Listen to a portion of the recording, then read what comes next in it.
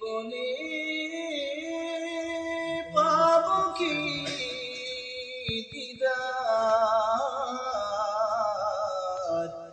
ইয়া রাসূলুল্লাহ।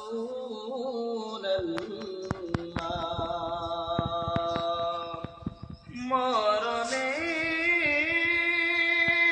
হবে কি দেখা ইয়া হাবিবাল্লাহ। আমাদের মরণকালে নবীজি আপনাকে শিয়রে পেলে থাকবে না মরণ যন্ত্রণা, এই শুধু মনের বাসনা।